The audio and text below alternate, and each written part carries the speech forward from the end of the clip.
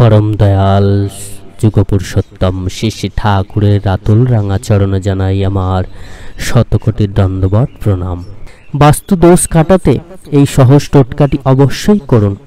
আপনি যদি সকল কাজে বাধা পান, কিছুতেই কোনো উন্নতি হতে চায় না, রোগ বালায় লেগেই আছে, তাহলে এই কাজটি, এই সহজ টোটকাটি অবশ্যই করুন।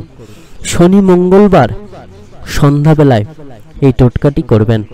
জয়গুরু সকল ইষ্টপ্রাণ দাদা ও মায়েরা, সকল গুরুজনদের শ্রীচরণে আমার প্রণাম ও ছোটদের স্নেহভরা ভালোবাসা জানাই। বাস্তু দোষ, আপনারও বাস্তুতে যদি কোনো দোষ থাকে তাহলে এই কাজটি আজই করুন। প্রচুর মানুষ এই বাস্তু দোষের কারণে কিন্তু প্রচুর বিপদে পড়ে থাকেন। দেখবেন সব সময় অশান্তি, রোগ বালায় লেগেই থাকে। সংসারে আয় উন্নতি হতেই চায় না, ইনকাম হলেও সেটি জমতে চায় না। এছাড়া আরও ছোট বড় সমস্যা ঘটেই থাকে। জ্যোতিষশাস্ত্র মতে বাস্তু দোষের ফলে নাকি অনেক বড় বিপদ ঘটে থাকে। যদি এই অসুবিধাগুলি আপনার সাথেও ঘটতে থাকে, যদি এই অসুবিধার সম্মুখীন আপনিও হয়ে থাকেন, আপনারও যদি বাস্তুতে কোনো দোষ থাকে, তাহলে এই ছোট্ট টোটকাটি আজই করবেন।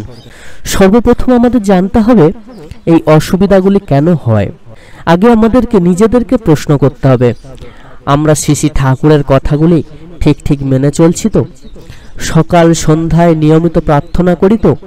শ্রী শ্রী ঠাকুরের বলা পঞ্চনীতি অর্থাৎ নাম, ধ্যান, যজন, যাজন, ইষ্টভীতি, সদাচার, সস্তয়নী ঠিক ঠিক পালন করি তো? বাড়িতে নিয়মিত সময়ে 7 ঘন্টা বাজে তো? প্রার্থনার নির্দিষ্ট সময়ে প্রার্থনা করি তো? এইগুলি কিন্তু আগে আমাদেরকে ঠিক করতে হবে, অর্থাৎ আমাদের চলন ঠিক করতে হবে। ঠাকুরের প্রতি নিষ্ঠা ও আনুগত্য নিয়ে তার কথা মতো চললেই মৃত্যু মুখ থেকেও মানুষ ফিরে আসবেই আসবে। শ্রী শ্রী ঠাকুর বাণী দিলেন, যজন যাজন ইষ্টভীতি করলে কাটে মহাভৃতি। এই মহাভৃতি কি?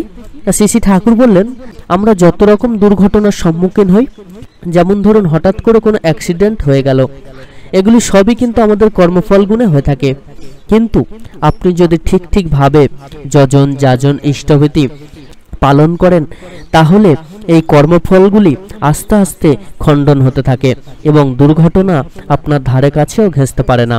তাই আমাদেরকে আগে ঠাকুরের কথা মেনে চলতে হবে। এবার আসি, বাস্তুদোষ ঘটে থাকলে কি টোটকা করতে হবে। সপ্তাহে 2 দিন, শনি ও মঙ্গলবার সন্ধ্যায় সন্ধ্যাকালীন প্রার্থনা, নাম জপ ও সদ্গ্রন্থ পাঠ করার পর সর্বপ্রথম গুরুজনদের চরণে প্রণাম করে হাত ধুয়ে একটু গঙ্গা জল একটি বাটিতে করে নেবেন। পাথরের বা পিতলের বাটি হলে ভালো হয়, না হলে স্টিলের অব্যবহৃত বাটিতে নেবেন। স্টিলের বাটিতে নেবেন। মাথায় রাখবেন, বাটিটা কিন্তু ঠাকুরের কাজে ছাড়া অন্য কাজে ব্যবহৃত হলে হবে না। এই বাটি নিয়ে বাটি শুদ্ধ জলে 3টে তুলসী পাতা দেবেন। এরপর এই বাটিটা কপালে ঠেকিয়ে মনে মনে 21 বার বীজ মন্ত্র উচ্চারণ করুন এবং পরমপিতার রাতুল চরণে প্রণাম নিবেদন করে বাড়ির প্রত্যেক সদস্যকে ওই জল একটু একটু করে খাওয়াবেন এবং যেটুকু জল বেঁচে থাকবে ওই বাকি জলটুকু নিয়ে বাড়ির চারদিকে ছড়িয়ে দেবেন। তাহলে আপনার বাস্তুদোষ কাটবে। ঠাকুরের নাম জপ, ধ্যান, ইষ্টভীতি এগুলো কিন্তু অবশ্যই করে পালন করতেই হবে। এগুলি সঠিক পালন করলে আপনার বাস্তুদোষ কখনোই হবে না। এগুলি পালন করার মধ্য দিয়ে টোটকাটি যদি আপনি করেন, তাহলেই কিন্তু আপনার 100% কাজ হবে। জয়গুরু সকল ইষ্টপ্রাণ দাদা ও মায়েরা, আপনারা অনেক অনেক ভালো থাকবেন এবং এইরকমই শ্রী শ্রী ঠাকুরের অমৃত কথা শোনার জন্য আমাদের চ্যানেলটিকে এক্ষুনি সাবস্ক্রাইব করুন ও লাইক, শেয়ার, কমেন্টস করে আমাদেরকে উৎসাহিত করবেন। পরমপিতা আপনাদের সকলের মঙ্গল করুন। জয়গুরু বন্দে পুরুষোত্তমম।